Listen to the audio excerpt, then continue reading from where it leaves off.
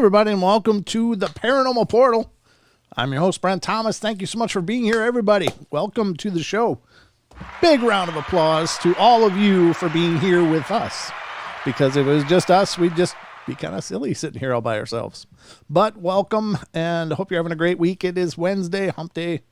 I mean, life is good from here, right? It's just the glide to Friday. You can surf that blindfolded, I think. But hopefully your week is going wonderful. But thank you so much for spending part of it right here with me, and not only me, because I'm here to tell you, I'm not doing this alone. Oh no, I brought reinforcements. I brought my good friend and co-host, Mr. Don Longbeard, to the show. It always kind of makes me leery when you say, I brought reinforcements. Like, why? Well, Don. Are we expecting a coup somewhere sometime? No, but we're always expecting to have a great show. That's true. And it's a heavy burden to carry alone. So yeah, you have broad shoulders though. I do, but they're kind of sore right now. I'm telling you. Been having some interesting times here at the house, folks. There's been some activity jumping off right here in the Paranormal Portal home base, which is really bizarre. So any of you that follow me on Facebook, you will have seen a posting that I put up the other day. And it was, what was it? 3 days ago? 2 days ago. It was 2 days ago. It was about 1 a.m. And I'm a night owl anyway. I'm always up late. It's just what I do. I guess I could be on the camera too, right? Oh, yeah. I'm always up late. It's what I do. I'm not an early to bed kind of guy. I sometimes will squeeze in a quick nap in the day, but I just generally don't sleep well at night anyway. So, I'm sitting in the house. My shoulder's been bothering me. I've had like this nasty spasm in my shoulder for about a week. And so I got one of those massagers, but it's got like this broad head, and it's got these two half balls on it, and they thump. They go up and down like brr, brr, brr, like that. Don, stop it. You just stop it. Do anything. I saw that look. I felt it through the connection. I knew where you're heading with that. So it's very soothing, this massager. I bet it is. I can't tell you how good it feels when those two little half balls start bouncing on my shoulder. You're just going to open the door. I am. I just, it's already open. I mean, my God, we're among friends here. But I got done with it. I was working on my shoulder. It felt a little better. So I was like, okay. So I literally just I shut it off, and it's got like like here's the handle. It's got a lever kind of shut off. Not a lever, but a sliding, what the hell would you call that, Don? A non-off switch. No, I know what that is. I mean, how would you describe the indicator? It's like a flashlight. Like a slot. You push it forward and it clicks on. You pull it back, it clicks off. But it takes a bit of energy to do that. It has to be pushed. Yeah. Yeah, it has to be pushed with a reasonable amount of energy. It's not like you just lean it up against something and it would go, oh, it's just turned on, shoot. So I got done. I put it down on the couch and took 3 steps over to the other couch, and I'm just sitting there relaxing and just letting it settle down. Hopefully it's settling down, and I'm laying there and I nod it off.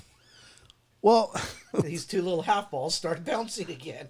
At 2:45, which is a good hour and 45 minutes later, suddenly I'm hearing boom. Like, what the hell is that?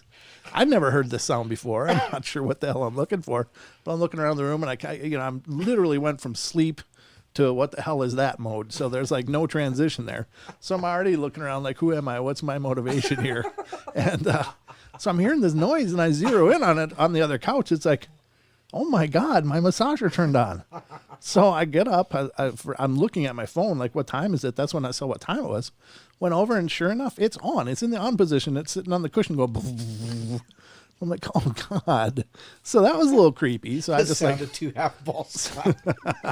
There was a 2-ball party on that couch, Don. So I shut it off. And I'm like, God, what the hell? How did this happen? How did that happen? So, because it's not like it just bumped and turned on, or it just tipped over and turned on. It's like a slot that you got to force forward. So there's no explaining it. But at that point, I'm like, I turned it off. I put it down. I'm like, oh, hell no. So I went and unplugged it. So I was like, we're not doing this game all night. So I unplugged it, turned it off, and whatever. So that was fine. But Don and I are sitting here prepping for tonight's show. And we're both sitting here, the minions out in the living room watching television, and the cat's not in here. And all of a sudden we hear, shh, shh. Something fell and hit the floor. I'm like, what the hell is that? And Don's like, it wasn't me. And I'm like, what's this? Kind of funny in itself. Because anytime you hear a noise, automatically you think, Don. No, I'm just kidding. Dang it. But he goes around, looks over there, and what it was there's a saucer, like a teacup saucer that had like dirt in it. And I used it to burn like incenses and things, like resin incenses on a charcoal thing. Before I had a sensor, that's what I used. So it was reasonably heavy, but it was sitting on the table behind in the area of Don's camera, but it slid itself off the table and onto the floor. And so how that happened, I have no idea. But there's been some stuff. Now, what did you think of that, Don? Typical for this, for the Portal studio. I know, but I was just like, well, okay, something else happened. Okay, but now here's the thing. You are often regarded as the skeptic. You're True. the show me. Mm-hmm. So were you shown? Not necessarily, because I don't know where it was positioned. It was on the other side of my computer, but no. I mean, it shouldn't have just fallen off, I'm sure. Right. So I can tell you in perfect confidence that it was flat on the table back there, right next to the jar where Right. the feathers are. Right. And somehow it slid off. So I don't know. I can't find a reason for any of that to happen. So little weird stuff going on here. I don't know. Again, it doesn't feel creepy. It doesn't feel horrible. No, Nessie, it's not a flying saucer. Nope. No saucers. Well, no, it wasn't his first one. No, definitely not my first one. Don's had others, but he's still. I don't necessarily believe. But you don't necessarily not believe that I've had. Yeah, well, yeah, I'm on the fence about it. I mean, I've had some. That one time when we were sitting here doing the show and the ghost radar went off and we felt this. I felt this chill and it walked through me. It felt like it walked through me. Yeah. And stopped right next to you. Why do things walk through me and stop before they get to you? I don't know. I don't get it. I don't know. I was glad though. I didn't want to feel something walk through great, me. Thanks. That'd be creepy. All the hair on my arm. I remember your hair. Paranormal, yeah. But Yeah, I mean, all the hair on my arm was just standing up. It was. My back of my neck's like boop. You had like goose pimples all over. Yeah. Yeah. I remember that. You were like, yeah. Yeah. Don was like, yeah. Three Stooges. Oh. Thank you very much. Oh, boy. All right, so that's just a little update on what's going on here in the studios. There's something running amok here. I don't know what it is. I don't know. It's a bear. Yeah, of course. It's Really? Oh, it's well, a bear. it's a bear. Could be a bear, but in any case, there's activity happening. I don't know why. It doesn't feel horrible. It doesn't feel terrible. Like I don't feel like help me. I just feel like someone's hanging out. I was thinking, could it be my dad? But I don't know. I don't think your dad would go around like making messes. Yeah, that's what I'm thinking too. So yeah, no. Yeah, so that doesn't feel right to me. So I don't think it's just as simple the as... massager, it's something benign. Yeah. But making a mess is... Yeah, that's kind of childish. Yeah. Yeah. Well, whatever the case is. So he decided tonight... So I decided tonight we'd have a great show. And we would discuss some childish things, such as the Black-Eyed Kids. Tonight, ladies and gentlemen, we're going to be discussing some Black-Eyed Kids stories. And it's something we've done here and there, but we haven't touched it for a long time here on the show. And Thank God. Well, part of the reason is it's hard to find new information. Yeah. There isn't a whole lot of stories of Black-Eyed Kids around. There's some around, and there's some that you don't know whether to believe it or not. But I figure, well, we can revisit it. If we end up being redundant with some of the stories, that's fine. But I pulled up a couple of articles that have some pretty cool encounters in them. Some of them we've heard before, some of them we haven't. But we'll have a good time with that. So that'll be coming up tonight. But first, Don, how about some news? The news. It's time for the news.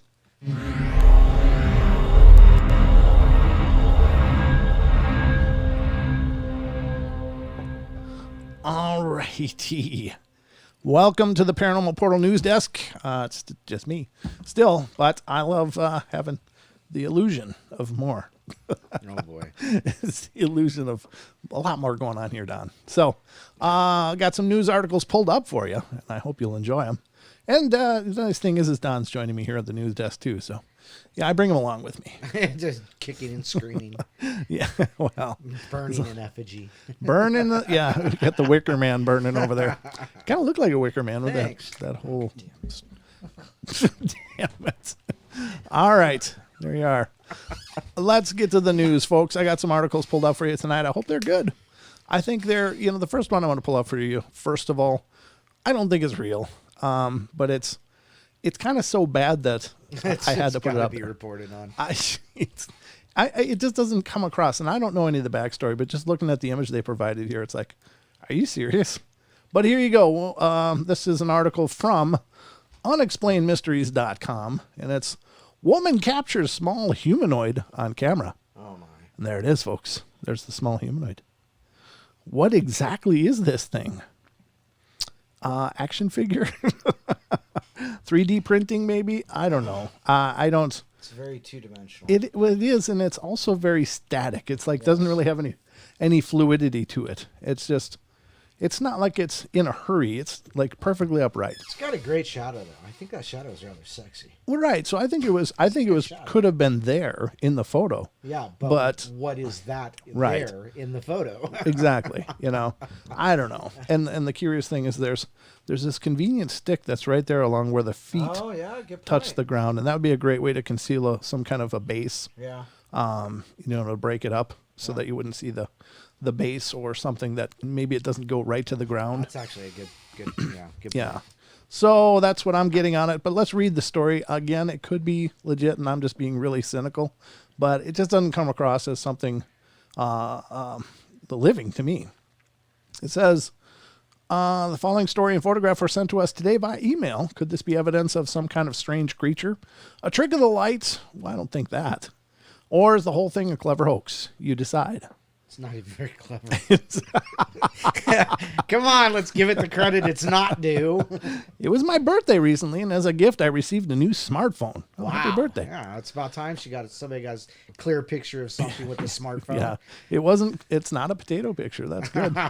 And it says, on February 26th, I was seeing as it was a nice day, I decided to take my dog for a walk in the afternoon, and I also took my new phone to test out the camera. Mm-hmm. During the afternoon, I took several short video clips and a selection of random photographs at different resolutions. Later on in the evening, I uploaded the photography to my PC to have a look at it. It was whilst looking through the still photos that I spotted on one of them what appears to look like a tiny humanoid-shaped figure walking from left to right. Okay, right so to left. When they took the picture, they didn't see it in the scope of the camera. How could you miss that? I don't know. I can tell it's a crop, so I don't know how big the actual image was, but yeah, but if it was zoomed in, it's really high.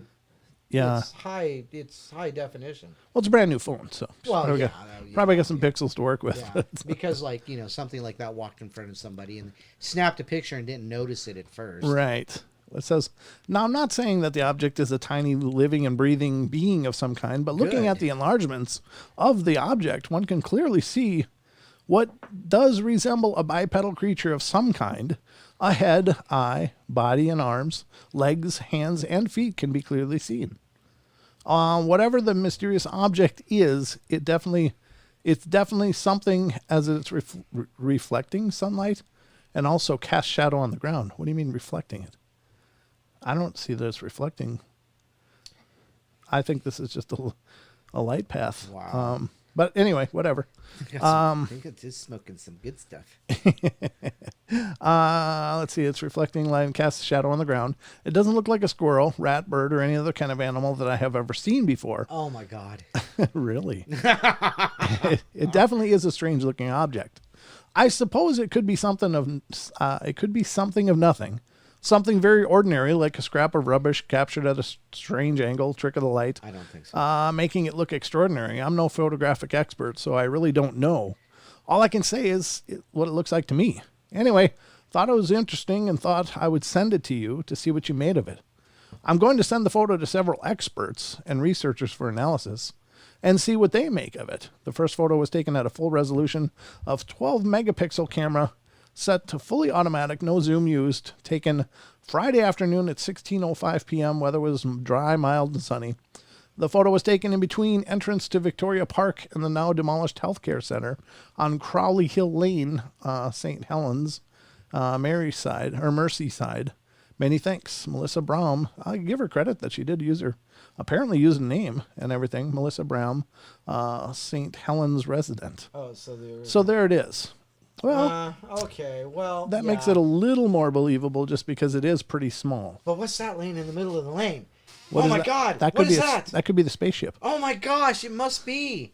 Are there little boys playing with the little action figures? Is this one of those? Yeah, one of those. If this is Malaysia, it could be.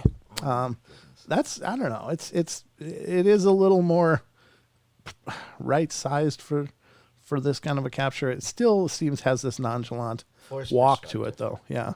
Yeah, exactly. It's not like, I mean, if it was something of a alien nature or a cryptid nature, I think it would be more like looking at them. Yeah. As opposed to just, yeah. It's another day. Where did I drop that? Are my keys over here? I forgot where I parked my ship. Oh, it's right there in the middle of the lane. Yeah. Oops. Silly me. I don't think so. This might be his helmet over here then. Yeah, that might be the guy, the person's helmet. It's a cup. half of a leg's shell. Carries around a pencil and yelling, "I'm the Zalord." I don't know. Boy. Interesting though, folks. You be the judge. Yeah. I don't know. I probably shouldn't bring up things and just go, I don't think it's real. I should let you guys decide. But I'll say it. It's not real. Yeah. I don't know. It's just way too convenient. Yeah. She just got this phone and wow, that would be the perfect time to capture. Plus, she knows exactly where the picture was taken, the exact time she took it. She just took a random walk, by the way. Right, but I'm sure. But she didn't notice it at the time. Oh, but she could get the time, and she could actually get the location off the meta information on the photo itself. Yeah, probably. So yeah, okay. So she also knows something about a camera. Yeah. Anyhow. Anyway, that's the first article tonight. You be the judge, folks. It's up to you. We just bring it. We bring it to you. You decide what it means. All right, here's another one, and this is. Let's see. Oops, I had it. There it is. This is about like the top of the stupid pile. Yeah. If you're digging on a stupid pile, I think this guy's got the king position. He fell in. All right. First. This is an article, not really paranormal, but it's kind of paranormal just because it's so damn stupid. Unexplained mysteries-mysteries.com. Man kidnaps himself to get out of going to work.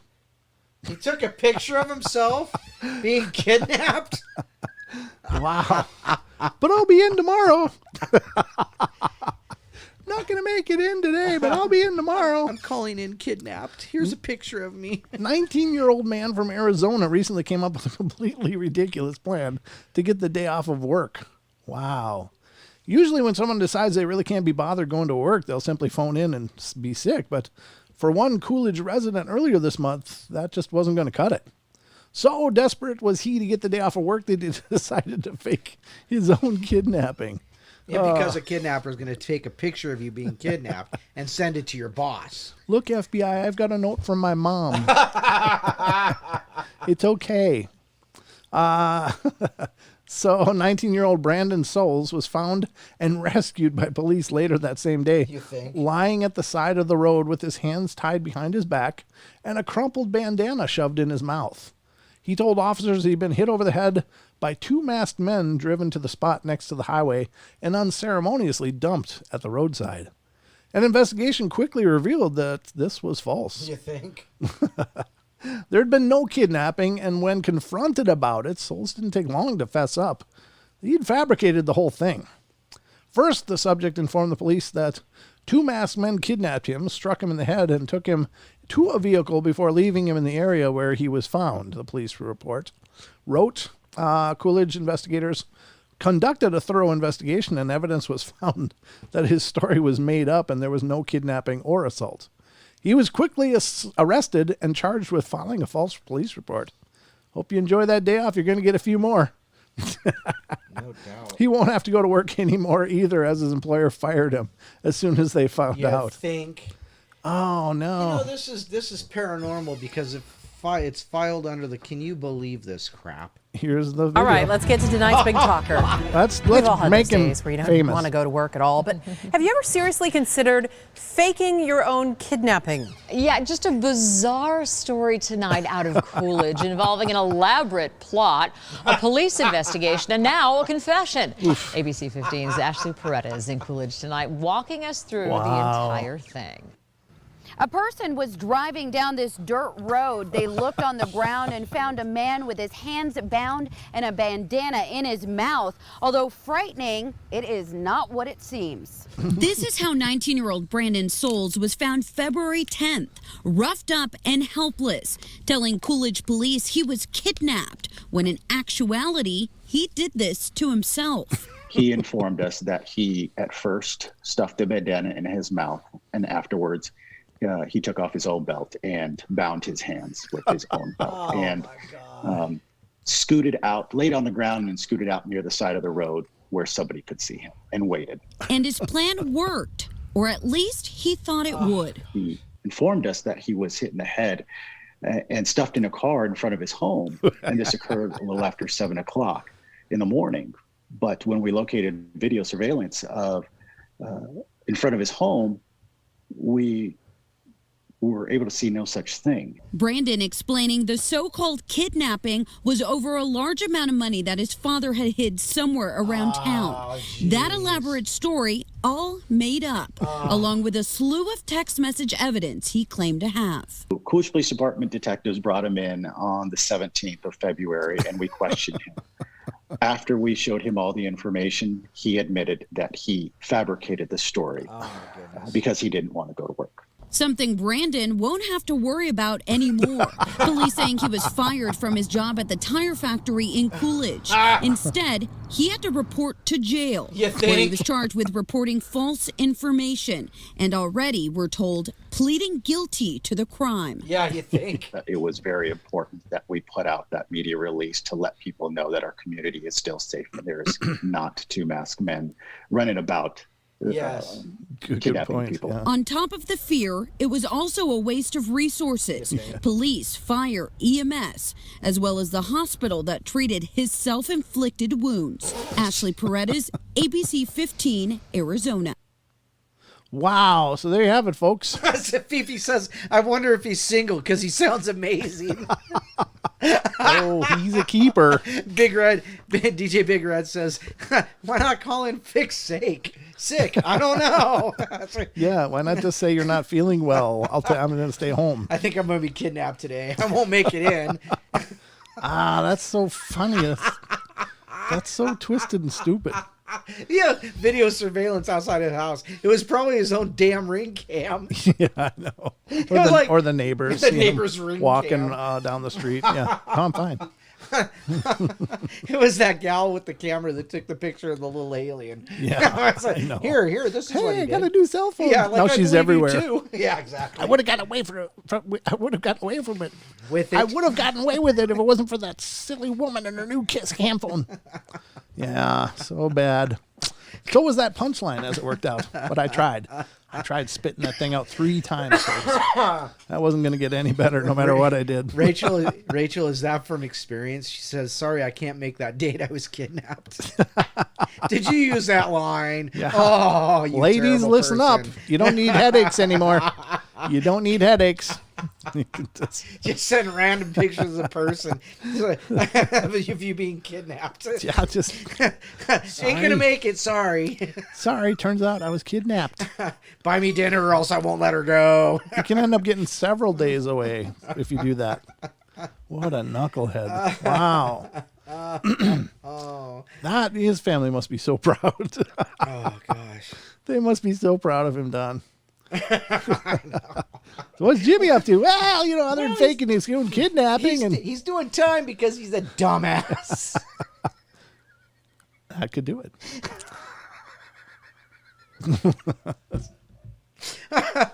I'm hearing a dog barking. Yeah. Hearing a dog barking. All right. Goodness. So, folks, you just never know. But here's another fantastic story. This one's more related to Nessie, not our chat room Nessie. This one's the one from Scotland, from Loch Ness. And this has to do with... it looks different, Cade, because this is called a segment during a live show. Yeah, this is the variety the portal brings every time. That guy was 19 years old. Absolutely. Yeah. Investigator Nessie related to extinct whale, folks. That's some new thoughts coming up on Nessie. I guess they've kind of abandoned the fact that she may not be a big eel, which is... been thrown out there as an idea by the guy that did the genetic study over there. Right. Which I like the idea of an old whale, maybe better. I don't know. It says American cryptozoologist has put forward the possible new explanation for the Loch Ness Monster. Over the years, countless theories have emerged, attempting to explain the existence of a large, unknown aquatic beast in Scotland's enigmatic Loch Ness. These range from an extinct prehistoric reptile such as a plesiosaur to a species of giant turtle. However, to date, there's never been a conclusive answer to what lurks in the loch's murky depths.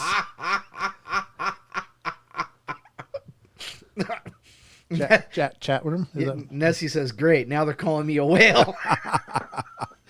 It's just because they don't know you, Nessie. They love you, so the same. We love you here. Now cryptozoologist Ken Gerhard, wow, whose globetrotting adventures seeking out evidence of weird and wonderful creatures have seen him featured on numerous History Channel documentaries, has come up with the possibility that the Loch Ness Monster could be related to an extinct species of whale. My journey began at Loch Ness back in 1982 when at the age of 15, I spent a week patrolling the loch with an 8mm film camera, interviewing many locals regarding their thoughts on the monster. He said, I came away convinced that there was something unknown living in the loch. Wow, he's like been an achiever since he's 15. Yeah. Wow, he's known his craft for a long time. And he'll be at Yes, he will. he'll be out there at the Medellin Falls Bigfoot Festival. Based on thousands of eyewitness descriptions, I'm convinced that Nessie is just one of many such unknown creatures around the globe, and that these animals represent the very same species most likely descended from an ancient group of serpentine whales. For the purpose of this particular work, I interviewed many of the leading Nessie experts, as well as investigators of other lake monsters around the world. Gerhard has outlined his theory in a new book, The Essential Guide to the Loch Ness Monster and Other Aquatic Cryptids, which also includes a foreword by Nessie hunter Steve Feltham, who has famously lived on the shores of the loch for years. As things stand, however, this theory is unlikely to be proven one way or the other anytime soon. Well, I don't know. Now there's an opinion. I know, right? It could be proven tomorrow. Look, the body washed up. It's a big whale. Yeah, I don't know how that can be. I mean, chances are, yeah, it's not going to be answered tomorrow, but could be. I don't know who this guy is, but anyway, I like that theory. I think it makes sense. Considering the sea levels, the lay of the land has changed dramatically over the millennia, and certain bodies of water that may have once been part of an oceanic way are now in lakes and such. Right. So it makes sense. It could be, or there could be aquifers that connect. I don't know if it's a whale though. I don't know how long it could hold us. But you'd think it'd be like surfacing more often if it was air breathing, wouldn't you? I'm sorry, say that again? Wouldn't you think it would be surfacing more often? Yeah. I mean, if it was like a whale, whales have lungs, and right. They just hold their breath for really long times. Well, if we get him on the show, we're going to ask him that, because I'm curious as to, I don't know how long a whale can hold its breath, but I think it's upwards of like 45 minutes, like on sperm whales. I think they can descend thousands of feet underwater, right. And they can hold their breath, really, really long time. And then you have things like reptiles and turtles and alligators that can, basically sleep underwater. So maybe it's a metabolic thing. But I think that's a great theory. It's as valid as any of them. And I'm just really impressed that he's been at this since he was 15 or longer. That's just when he was able to get out there and do it. Wow. Very cool. Very impressive character. Okay, now I'm looking up the humpback whale's lung capacity. See how long they can be underwater. Okay. On average, a whale can hold its breath between 10 and 60 minutes, depending on the species. 10 and 60. Well, that's a hell of a long time. It is, yes. Wow. Let's see here. Whalesforever.com. Flexible rib cage can expand and, more importantly, cave in with pressure, which prevents the collapse in the lungs. On average, a whale can hold its breath for between 10 and 60 minutes, depending on the species. The enormous blue whale has a lung capacity of 5,000 liters. Wow. That's a lot of air. That's big. That's a whole lot, full of air. And so there you go, 10 to 60 minutes. So, yeah, I mean, they would have to, once an hour, they'd be coming up to get a breath. Yeah, gee, I don't know. I mean, maybe they do. That's just when people see them. If you look at the photos of Loch Ness, and I'm no expert, I don't know how populated it is, but it looks like when you look at this image like on the screen right now, there's these long expanses of what look like just forest. I don't know if it's very developed around here, if it's only developed in certain spots around this huge loch, but it's very interesting. Very interesting, but I don't know. Big whale? Could be. Could be. Now, the last one I wanted to cover was something that we touched on a little bit ago. And I guess there's one more after this. No, there isn't. This one is one that I want to touch. Oh, yeah. Good. Yes. This is, we had talked recently about the group in Australia, in Tasmania, I think specifically, but it's a Thylacine group that said they had photos. And so these photos have been released, folks, and that's what we're going to get into now. I'm not sure how well they've documented it in this article, but it says photos of alleged live thylacines released. So this is again from unexplained-mysteries.com. Great site. I love this site. It's so great. Trail camera images of alleged thylacine family have been revealed, but not everyone is convinced. Back in February, Neil Waters, president of the Thylacine Awareness Group of Australia, which is TAGOA, announced he had captured 3 photographs of a thylacine family in northeast Tasmania. At the time, he promised to release them to the public on March 1st. Now it's March 1st, and true to his word, Waters has released the images by way of a new YouTube video, which you can view below. And I have checked that out, and I would encourage any of you to do that for the full scoop on this. But in the video, Waters shows the 3 still frames from the trail camera, which he believes represent evidence of the continued survival of the wild Tasmanian tiger. One image shows a young Joey, he argues, while the others show the mother and the father. Wildlife experts, however, remain skeptical that the animals in these images are thylacines. Thylacine expert Nick Mooney has concluded, based on the physical characteristics shown in the photos provided by Mr. Waters, that the animals are very unlikely to be thylacines and are most likely Tasmanian patamelons. The Tasmanian Museum and Art Gallery has stated. Mooney is certainly not alone in casting doubt on the photographs. Given that the thylacine has not been seen for 85 years, the likelihood it is something else by far the most logical conclusion, said marsupial evolutionary biologist Andrew Pask. It could easily be a cat, dog, wallaby based on the images, but sadly then, while the images are certainly interesting, it seems that most experts disagree with Waters' assessment that they represent evidence of live thylacines. Even if these really are thylacine photographs alone, they will never be enough to satisfy science. This is an interesting, and you can see what appear to be stripes going around this tail. And I'm not going to play his video, of course. We haven't got permission to do that. But I will say that the position of the ears does seem to be consistent with what thylacines would be. It is not, a wallaby or something like that. It's the way the back is straight is a big indicator that it could be. The tail is consistent with thylacines, being that it pokes straight out. I don't know. It seems like it's possible. It is possible. I'm really hoping that he did, in fact, capture it. I don't know why he wouldn't have enabled a video mode on that thing. Right. Because then you would have several frames to choose from and could see locomotion. You could see so much more. It was on still images, which means it captures a blink and done. I would say, though, that it looks like they have a potential traffic route that they could probably redeploy cameras on to maybe get something more conclusive. But the jury's still out, folks. Nobody's sure for right now. Nobody's sure. But I think it's got a good shot of being the real deal. I mean, I'm no expert at all, but I'm hoping it is. I mean, me too. That would be so cool. They've only granted. We've had many species, and even just in my lifetime, go extinct. And so it's really it's not really surprising that they've reportedly been reported as died out and extinct. But yes. Just having people being able to prove that other people are wrong is rather satisfying to me. However, yes, it would be really cool if that's true. I think so too. I mean, I'm good with it. I'm hopeful, and all we can do is wait and watch. But at least it seems there's plenty of organized effort to document these. There's enough people again that are have been on the show or are friends of the show that have said, "Hey, I've seen one. I know they're real." So.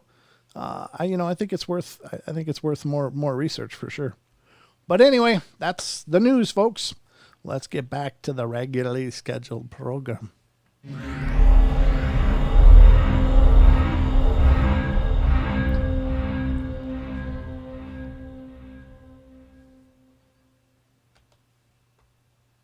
All right, folks. I didn't know that, Bomber. I see that Bomber says Ratman has the Thylacine on camera. I watch his videos. They're pretty clear, too. That's no fox. Very cool.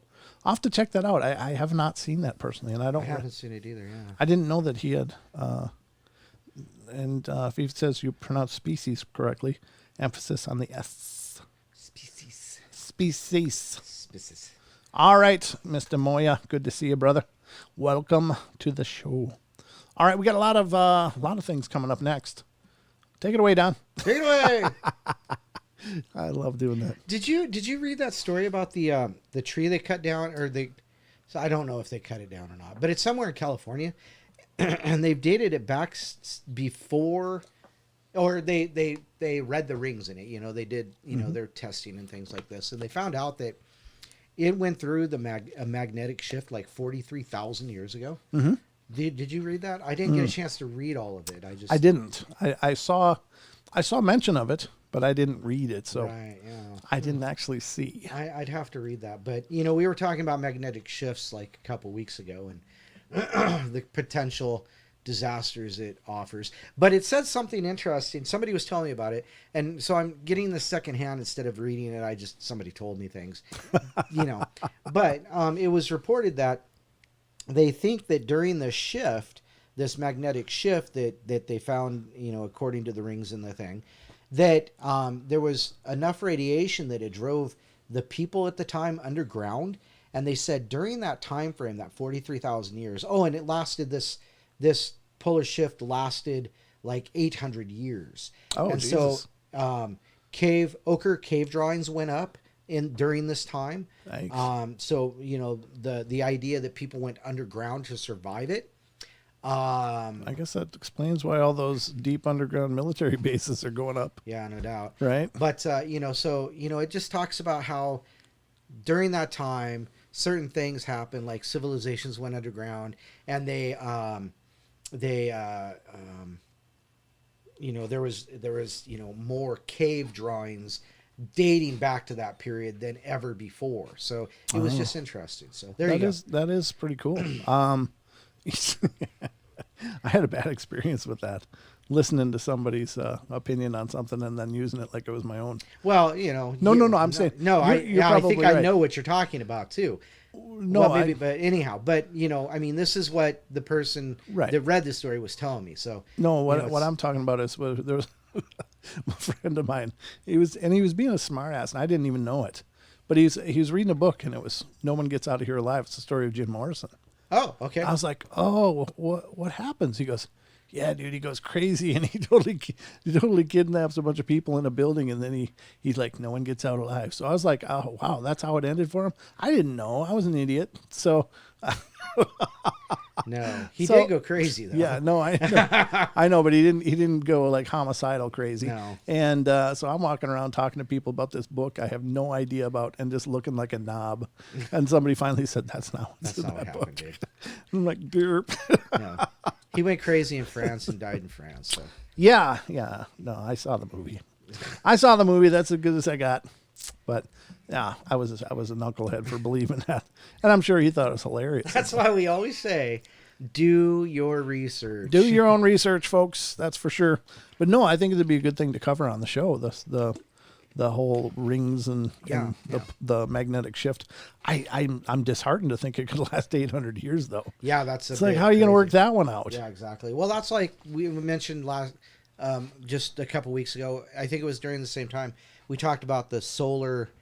What was it? The solar, the sun going into a dormancy. Yes. And that last time that happened, it went in for, it was like a 10 or 20 year dormancy.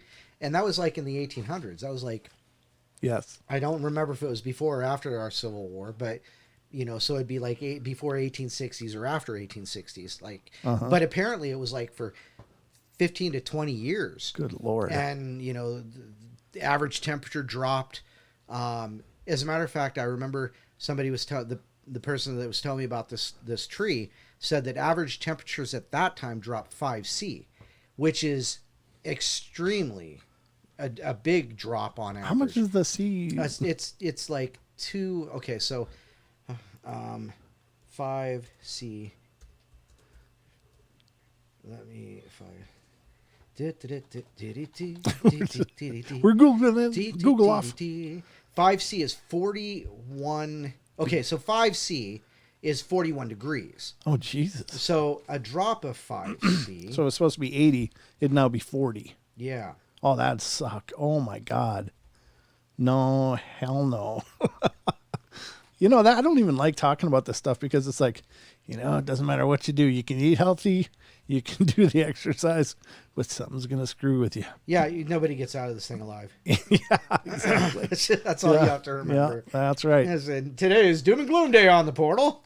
But yeah, incremental conversions. Okay. Saltamontes. So something about grasshopper in Spanish. Oh, okay. It's because you have to put salt on the salt on the grasshoppers like popcorn. Okay. Nice. Are you telling me another story or should I do my own research? You should do your own research. Okay. Thanks. I appreciate that. But they are better with salt. Everything's better with salt on. Not really. Except cake. A spoonful of sugar helps the medicine go down. Okay, before you go full Mary Poppins here, let's get into some more of the paranormal. That's not the kind of paranormal we want to be hitting tonight. So anyhow. All right. So first of all, we got an article, and this is from a site called The Mystic Files, or no, mysticfiles.com. And it's an article they got. It's Black-Eyed Kids, Legend or Truth. Oh, that's Julia, by the way. Oh, she changed her name to Grasshopper in Spanish. Oh, gotcha. See, I'm actually, okay. All right, I appreciate that because I was like, who is that? Who's this strange mud? I didn't know. All right, so this is stories about Black-Eyed Kids, Legend or Truth. So let's get into this, coming from mysticfiles.com. And I don't know, I haven't pre-read it all, so hopefully it's good. But this is all about them Black-Eyed Kids, folks. Did you split the screen again? There you go, you did, yes. Yeah. Awesome. Okay. All right, stories about Black-Eyed Kids began to appear in 1988, starting with journalist Brian Bethel, reporting of a meeting with two unusually confident, eloquent children who attempted to talk him into giving them a ride in his car. In his story, Bethel said that he almost opened the door to let the children in until he noticed that their eyes were completely black with no iris or pupil. As he says, as soon as the children realized he sees something odd, they became angry and insistent, and he drove away quickly. In his posting, he implies that the children may have been using some mind control method to induce him to open the door. I like how that picture's got an eyebrow piercing. Right. Yeah. I mean, hell. Since this post, there have been other reports of similar experiences in other parts of the country. These accounts are similar to Bethel's in that they generally involve children's request for the person to let them inside their car or house, frequently using an excuse such as, I need to get home to my mom, or something that implies the child is in need. That for creepy. There's a picture for you, Don. Woo-hoo. Yeah, I've seen that picture, yeah. I know, it's been around for a while, but still. It reminds me of like Children of the Corn. Right. Malachi, he wants you too. He wants you too. All right. If we were to throw away at least 70% of the stories found online about these approaches and take that 30%. Says, dude, throw them away. Throw away. Throw them away. I'm just reading it like it's written, brother. That 30% are some of the truth we can, how can we explain it? There are a lot of people who would, for their own entertainment or write a story of this kind just to make fun of people who are into paranormal stuff. If we're to look logically into these stories about meetings with these children, we get to learn that all of them are asking to be let in, saying that they can't get in until they're invited. It seems like all the people who are experiencing are reporting about this unusual encounter have never let the child or children in because of the fear. Not true at all. Yeah. Therefore, we don't know what happens if you invite in this kind of child into your home. That's not accurate at all. There's several stories. We've had several stories. Yeah. Yep. That we've covered on the show of people that let them in. Or car. Going down the logical path, you all know that contact lenses of these kind can be found easily. It's not a mission impossible, but still, stay logic with me. Why would a child do something like this? For a laugh? Still, this doesn't sound right to me. The most bizarre contradiction to the story is the fact that the black-eyed kids are said to give off a frightening vibe. Those that meet them claim to feel threatened, panicked, and even disoriented. Some believe that this could be the result of their black eyes, maybe some sort of hypnotic suggestion used as an attempt to convince the person to let them inside of their house or vehicle. Their persistence to be invited in is a scary one. We must remember that the idea of an evil presence needing some sort of invitation before entering a house or even a human being is a long-standing belief in many religions. Choosing a form of a child is a clever one because people would rather say yes to a needy child coming up in the middle of the night on the doorstep than to a man or woman. That's true. What these children could be: vampires, human-alien hybrids, lost souls, demons in disguise. None of these are something you can point a finger on it, but can this be a hoax? Did we get any conclusion? Sadly, no. We'll look into this. If you had an encounter with these children, let us know. Yeah, I don't know. That's not very accurate at all. In fact, there's stories of people that let them in, but we'll go over the stories that we have first, folks, and then we'll talk about things that may have been omitted or not included in the lists that we have. So, Children of the Damned. Yes, I think you're right, Rachel. Children of the Damned. That photo. Yeah, yeah, exactly. That's it says the group photos from the Midwich Cuckoos or the movie version of Children of the Damned. Yes, that sounds correct. Okay, so the first article that we're going to cover tonight is from Thought Catalog. No, I think I'm going to cover this one first. I'm going to do the one from animalien.com because we've used that site a bunch. I like it, and this is one specific instance that I know we haven't covered. And this is Black-Eyed Kids, an eyewitness encounter in Northern Ireland. Really creepy. It says, late one night in 2009, an 18-year-old Karis Holdsworth encountered two young boys as she was walking home in Lisburn, Northern Ireland. Karis first saw the youth in front of her yard of her flat and felt immediate danger. Flat means apartments. Any of you who are not aware? No, I'm just kidding. Everyone knows that. Sorry, just wanted to sound smart for a second. Karis' experience has all the classic components of Black-Eyed Kids encounter. The following is a detailed account of that encounter. It was a warm night. Karis Holdsworth walked to apartments from a friend's house in Lisburn, a city of 71,465 in Northern Ireland near Belfast. That's very specific. It is. Very well done. Very Googled. Then 18-year-old Holdsworth didn't know terror waited for her at home. Bum, bum, bum. It was 10:45, she said of that night in 2009. I was only 18 and had a small flat in a very rough part of the neighborhood. And that's why it unsettled me when I saw two boys standing in my small patch of grass, which I called a yard. Yeah, I'm sure. A small patch of grass. It's like literally a square. Must be hell to keep up with that yard. The boys, one about 16 years old and the other 13 or 14, stood with their backs to Holdsworth. Well, I edged around the corner, and as if they knew I was there, both turned to face me at the same time, she said. They were just merely boys. As the teenagers turned to face her, she felt more than just unsettled. I felt raw fear when I laid eyes on them, she said. Holdsworth stopped a few yards from them, a fist in her handbag wrapped around a tin of pepper spray. Nice. Well played, yeah. I was ready to defend myself if one of them made any sudden movements, she said. But they didn't. They seemed to know what she was thinking. No need for that, the older one spoke, calmly and maturely. We just want to borrow your phone, miss. Her knuckles began to turn white as her grip tightened on the pepper spray. They look like any other teenagers around these parts, she said. Hoodie, jeans, and grubby trainers, or running shoes. But while the older one spoke, I zeroed down on his eyes, and they were pitch black. Not a trace of white or pupil at all. Further depths of terror rushed through her. I made a silent gasp, she said. It was as if I was in terrible danger, that I had to get away. My heart rate went off. All she knew at that moment is that she had to get inside of her apartment. I didn't know exactly what to do, so I marched towards my flat door, ignoring the two boys. She said I fiddled around quickly in my bag to find my keys. Please, miss, the younger boy said from behind her. My mom won't be happy if she doesn't know where we are. Something pulled at her mind to let them in, to help them. I wanted to obey them at first, considering that they were young, she said, but seeing their eyes took me away.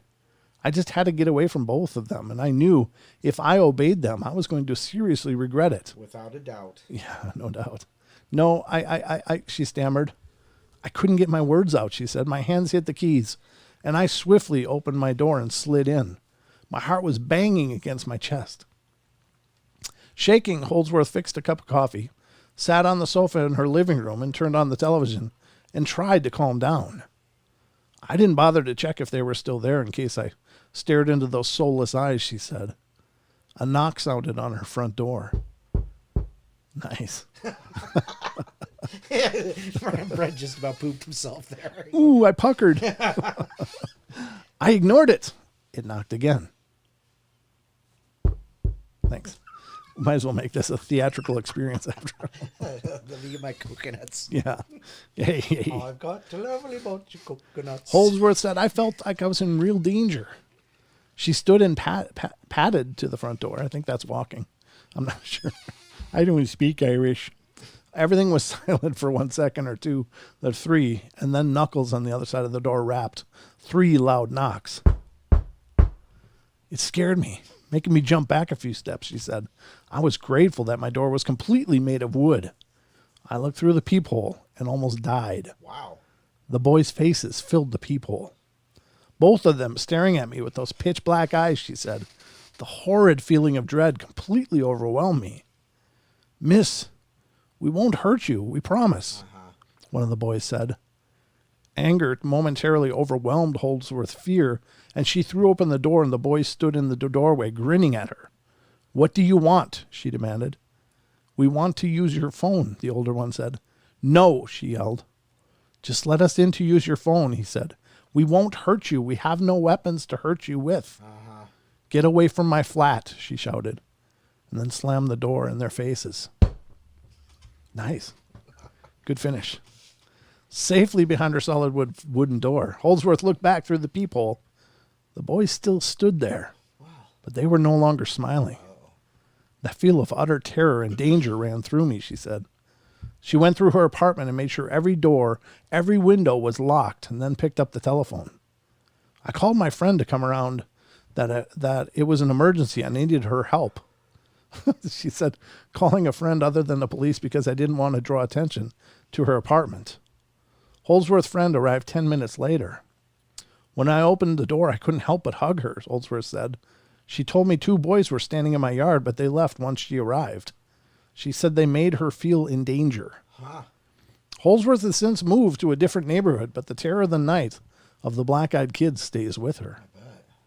Yeah, no kidding. I always check through that peephole before I go to sleep, she said. I don't know exactly what those boys were, but I know they meant me harm, and they weren't human in any way. I still get scared thinking about it. No one really knows what these kids are. The people who claim to see them and spend their free time hunting ghosts swear they're legit. Others aren't so convinced. The most interesting theory concerning the children's origins comes from a book. Your Haunted Lives of the Black-Eyed Kids. According to this legend, the kids may be something called Otkin, spoken of in ancient Iroquois Indian legends. Okay. The Iroquois Indians believed in a dark power called the Otkin that could take over children, and an evil one who would mate with human females to produce black-eyed, chalky-skinned children. What? I never heard of that one. That's neither. interesting. These children were killed by the tribe soon after birth and burned to stop them from resurrecting. Children wandering alone in the woods could also be taken over by Otkin and would reemerge with black eyes, pale skin, acting nervously while repeating themselves over and over. Their goal was to destroy the tribe and infect all of the people with Otkin. Wow. That's kind of an abrupt ending, but it's very interesting. I'd never heard that take before. No, that's, yeah. That's really cool, the Otkin. Well, that's the first of our stories tonight. I'm going to keep looking back at that one. There was other links on there, but now we can get into the next one, I suppose. If you're agreeable to that, Don. Yeah, sure. I mean, black-eyed kids are like, my least favorite talking about. I'd rather talk about the Ouija board than these little creeps.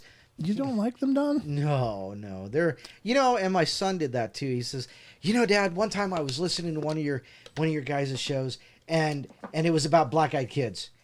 And now I hate black-eyed kids. They're worse than anything. I'm like, I feel you, bro. Yeah, it's creepy. Like, nope. That is creepy. I don't know what they are. I don't know. I guess I believe people are seeing something that they're reacting to. I just don't know. Are they so ancient? Were they known by other names? Are these where some of the Nosferatu vampire legends are born from? Is it some, surviving ancient line of predatorial being? I don't know. It's creepy though. It's awful creepy. Ugh. I mean, if you look at the stories of them, they can't come in without your inviting. Right. They seem to control the mind or compel people. Yeah. Yep, and that's a very vampiric trait in our modern dramatizations of vampires, both of those. They're only at night, which would suggest they're nocturnal for the most part. I don't think they're often or very rarely, if ever, seen in the day, and I can't think of a time for sure that there was a daytime sighting. I think there's been a few, but for the most part, they're nocturnal. But now there's also a mention of black-eyed adults, which Beings. Beings, yes. Beings. All those syllables are celebrating in that word. Yeah, it's just very, very curious. But whatever they are, folks, if you see a kid that needs help and it's way, way late, if it's past their bedtimes, then don't help. Something's wrong. Call the police. Titan says, makes you wonder if anyone's had an encounter with a BEK, have ever later seen them as missing children. Oh, like on, right. So if it is an outcome, if it's a haunting or possessing spirit, right, are these kids missing children? And could they be somehow exorcised of that Otkin and made whole again? I don't know. That's an interesting take. I don't know. That's a great question. A great question for sure. Titan, you always got great questions, brother. I know. Paisley has a segment dedicated to him. And we love it when he does he's it. He's a thinker. He's a thinker. I like that. He's a thinker. All right. Yeah, Lost Boys. Yeah, remember the movies Lost Boys? Yeah. I do. Yeah. Well, one of my favorite songs of all time is on that movie. Cry Little Children, Gerard McMahon. Mm-hmm. All right. So this is the next article, folks. And this is 16 terrifying encounters with black-eyed kids. Again, if this is something we've covered on another show, there's a brand new article. But oftentimes in the internets of things, they kind of recycle and consume each other's work. And so we oftentimes end up with repeats. But just know that it's not an article we've ever read on the show before, but it could contain segments of other things we have. So there's no redundancy intentional, and it's not just being lazy. I do always seek out new and but different original information. But different times, though, that same story might bring up a new question or new discussion. Discussion, yeah, exactly. Yep. Well, the first one on here is called the Midnight Caller, and this is coming from Thought Catalog, which we've used many times through the years. Yes. Midnight Caller is the first one. It said it almost felt like a dream. Feels like I also should blow it up a little bit. Kapew. Pew, pew. We'll get back with some more paranormal entertainment. Just like this. Oh, boy. Did my Callum or Kellen, whatever slapped ham guy is. All right. It was almost like a dream. I woke What up the to... hell is slapped ham? It's a channel. I know what it is, but I mean, is it a thing or is it just, It's a something paranormal. called his... No, I mean... Oh, I don't know. Is it like, Bubbles and Squeak, It's like, I don't know. It's like a cartoony character. Slapped ham. Okay, anyway, Yeah. sorry. It almost felt like a dream. I woke up to my dog Lucy barking. She was upright on the bed where my husband and I were sleeping with our 22-month-old daughter, staring at our door like an unknown stranger was out there rummaging around.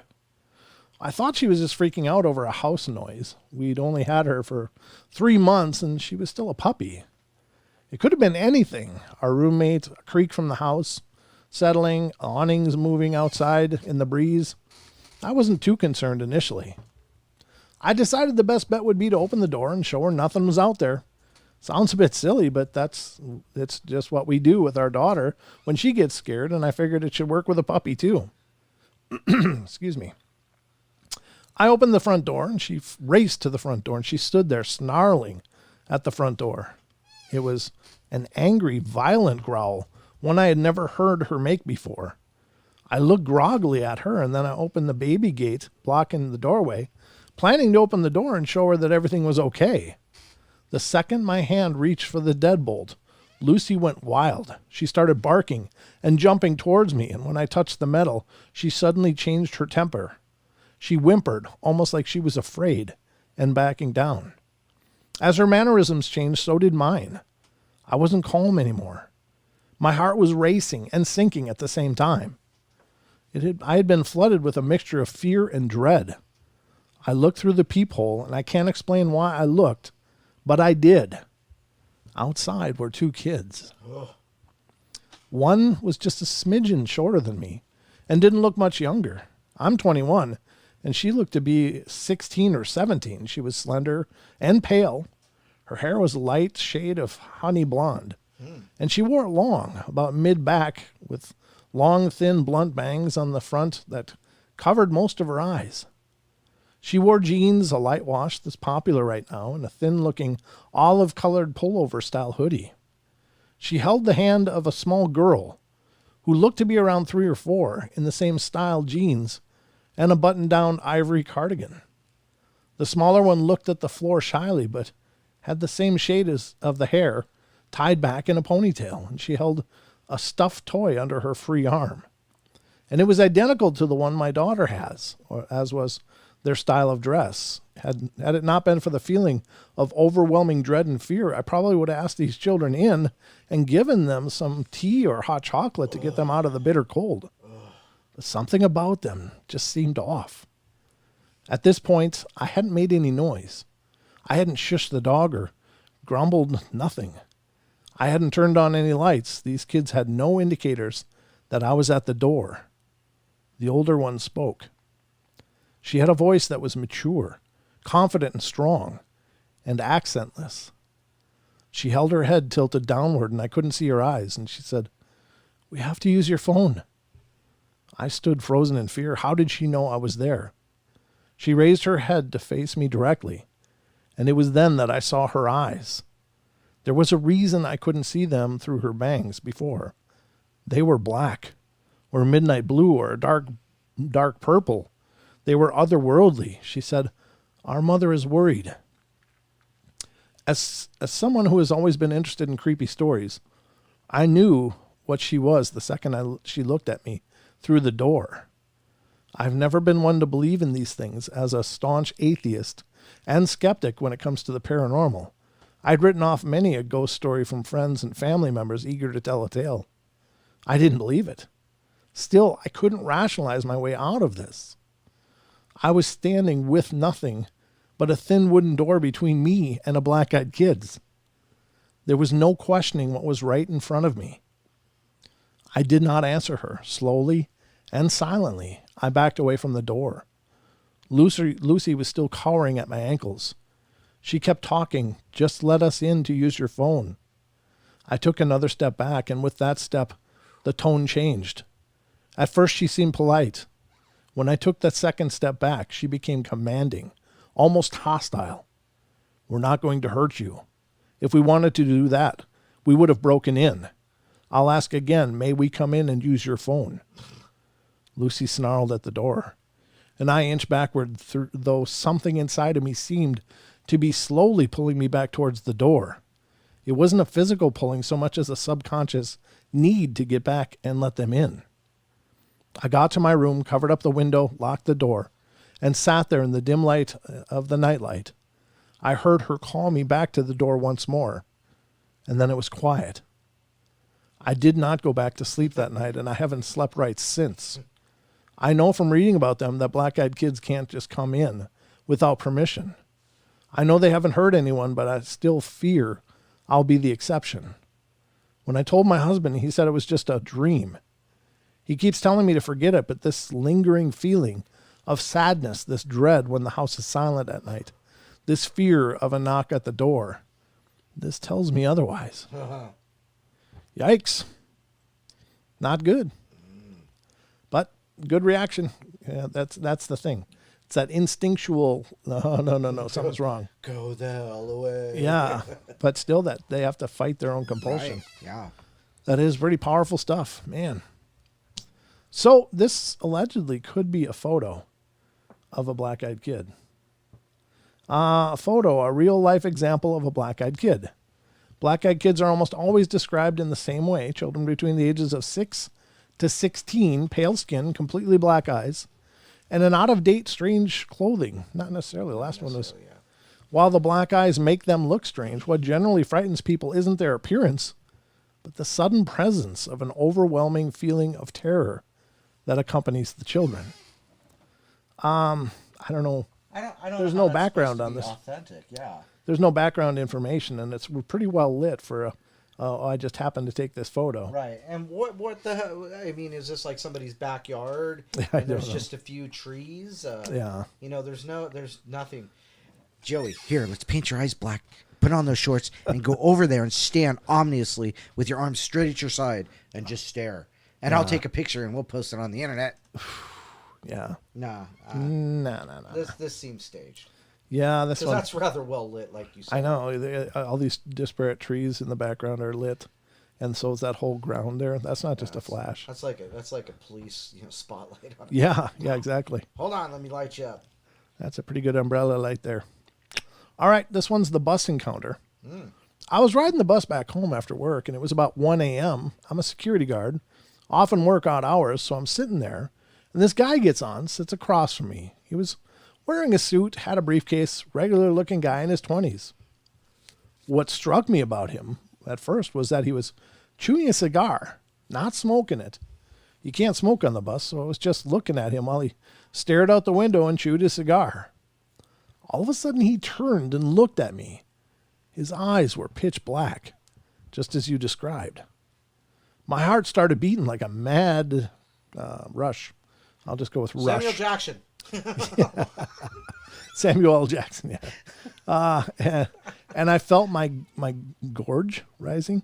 Or it should be gourd. My gourd? Yeah, your gourd. What's going on with your gourd over there, Dan? I was starting to panic. I had no idea why. I was just pants-poopingly terrified of this guy. Then he grinned at me. His teeth were all covered in tobacco bits. Brown juice, this car lamp between them.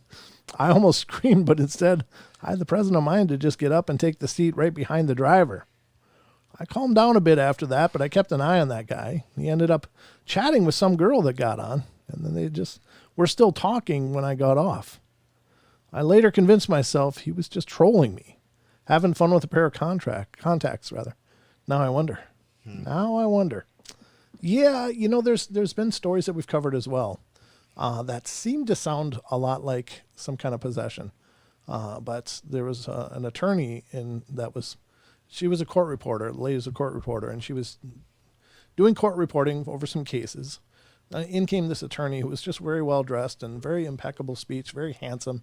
She couldn't take her eyes off the guy, and she was a single lady. But so she between the court cases or whatever, she went out through the side door to smoke. She was a smoker, and she said that out comes this guy, and she couldn't help but she started flirting with him, and he seemed perturbed by her. And then she said, suddenly he looked at me, and his eyes went jet black. And she said, my whole body went cold. And I left quickly, went back into the courtroom, and he came back in. His eyes were normal, but there's something about that guy. I always remember that story because it kind of reminded me of like Buffy the Vampire Slayer kind of thing. It's like the eyes turn like, eh. So I don't know. 10 facts about black-eyed kids, Don.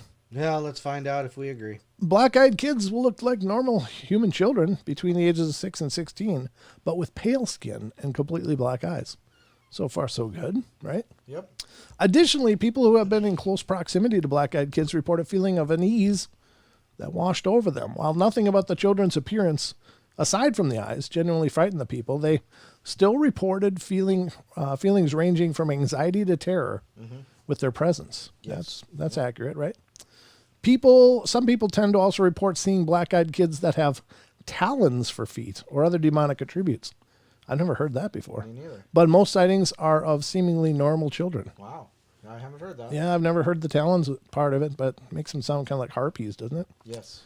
Black-eyed kids are also commonly described as wearing dated clothing or dressed in a manner that is not typical of a normal child their age. I've heard both. Yeah. Black-eyed children always ask for something. It's always something that involves being in closed quarters with you. They'll ask for a ride in your vehicle or to enter your house to use a phone. Yeah, that sounds accurate. There are no reported stories of what happens when you let a black-eyed kid into your vehicle or home. Not true. All stories come from people whose eerie feelings made them flee from the children. Yeah, no. That's not accurate at all. Again. We've read a few stories. Yeah. Yeah, the couple during the blizzard that let the kids in. Right. Gave them cocoa, and right. Suddenly the nosebleeds started happening, and they got terribly sick. Yeah, I think the husband died of some kind of cancer or something like that. Yeah, yep. And then there was the one about the kid who let him into the car. Yeah, because he wanted to play. Yeah, and the parent or the mom came back and said, "Who's this kid in the car?" Yep. And got the kid out of the car, and then like 6 months later, the kid was dead. Yep. So yeah, those are two stories. Let me know. Very paraphrased, but still, that are allegedly dealing with what happens if you let them in, and apparently you just don't want to let them in. Yeah, it's just a bad thing all around. Yep. I mean, It's... The earliest sighting of a black-eyed kid was journalist Brian Bethel in 1996. Well, so we think. Earliest modern telling of it. Or the earliest use of the black-eyed kids was from Brian Bethel. Right, true, because we talk about rakes, but you and we're both on the same page with rakes. We believe they're more ghouls. Yep. Ghouls from... It's just a new name. A new name for an old thing, yeah. Yep. All right, the story has been added to internet creepypasta lore, but to this day, Bethel insists the incident was real and happened the way he reported it. In 2014, a British paper reported that sightings of black-eyed kids around the world were rising. I don't know. That doesn't seem to be the case as far as what I'm seeing, but theories about these black-eyed kids are that they are vampires, aliens, or of demonic origin. Well... Okay. Yeah, because we've theorized that maybe they're vampires, maybe they're of alien origin. I wouldn't go as far as demonic, but I wouldn't X that one out of the column either, though. Oh, that was the other parallel that I was drawing when I say that I think that all of our modern romantic version of vampires comes from these black-eyed kids, because even the case of people becoming sick after they're bit by the vampire. Right. Good point. Yeah. And then, of course, people that let the black-eyed kids in get these horrible illnesses and are often dying. So that's a parallel as well. But number 3, Halloween. This is another story. This is so funny. That's how it starts. Right on. Let's have a paranormal experience. This is so funny. Yeah. I'd never heard of black-eyed kids before my incident, so I come on here to post my story. And the first story I see is about a black-eyed kid. Weird. Let me preface this by saying I'm by no means a writer, just a domestic engineer living in North Texas. Domestic engineer? What exactly is a domestic engineer? I think that's an old Roseanne line. Oh, she called herself a domestic goddess. That's right. Oh, okay. Back in her stand-up days, yeah. So, also, I don't believe in the paranormal, ghosts, demons, aliens, whatever. However, I did have an event happen to me this Halloween, and I have to admit, it has me scratching my head. This is my first post on Reddit, and I'm sorry to say I've never even heard about it until yesterday. I told my best friend about my incident, and she's an avid reader of No Sleep, and she told me I didn't post it, she would. So here I am. Anyway, I hope you like. So it had been a slow trick or treat night in our neighborhood that evening, which is pretty odd in itself. We usually have kids from different areas dropped off in ours and have a constant parade at our door. That night, I'd say we had no more than 8 or 10 groups of kids come through the entire night. It was about 9:30 p.m. and my husband and I were sitting in our family room watching some of the ghost shows based on supposedly actual events. Like I said, I don't believe in that stuff, but I do like a good ghost story now and then.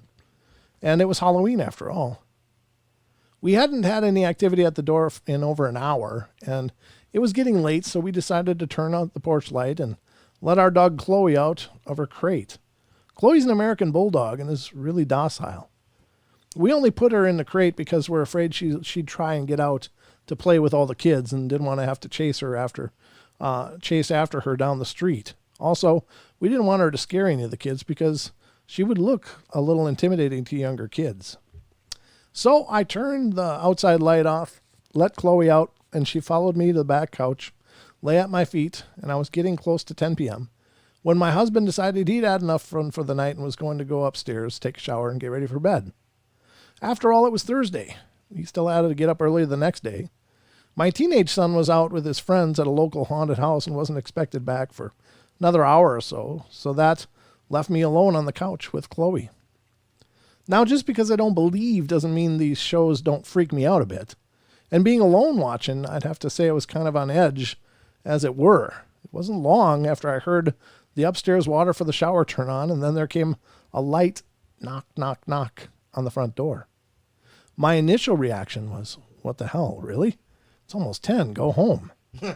But soon an uneasy feeling came over me. Why the knock? Our doorbell glows, in the dark without the porch light, and it would be extra obvious for anyone there.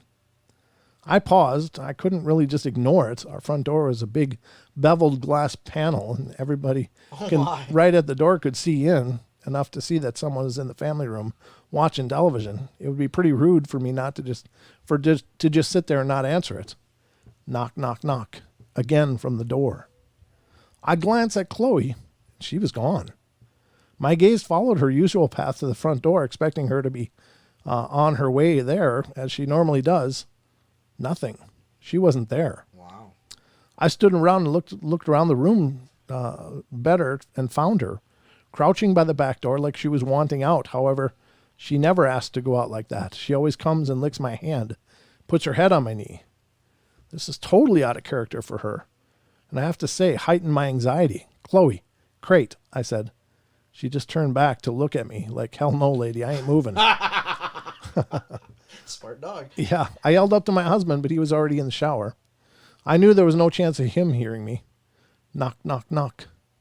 About that time, a car drove down our street and cast just enough light on the door to where I could see the silhouettes of 2 small children through the glass. I instantly felt relief. It was just some kids. Probably a couple of neighbors on their way back home and just wanted to stop by and show me their costumes. Or something. Well, I headed to the door and looked back to make sure Chloe wasn't going to follow. What a great watchdog, I thought to myself as she just sat there. I turned on the porch light, and when I got to the door, and sure enough, I could see through the glass, there's a couple of pretty small kids. A little late for such young ones, I thought, and I began to wonder about what kind of parents would let their kids run through the streets that late at night. I only opened the door enough to where I could block Chloe's escape if she decided to grow some balls, which was only about 2 feet. What struck me immediately was as odd was the kids weren't wearing any costumes. They were in normal street clothes. Also, no customary trick or treat either.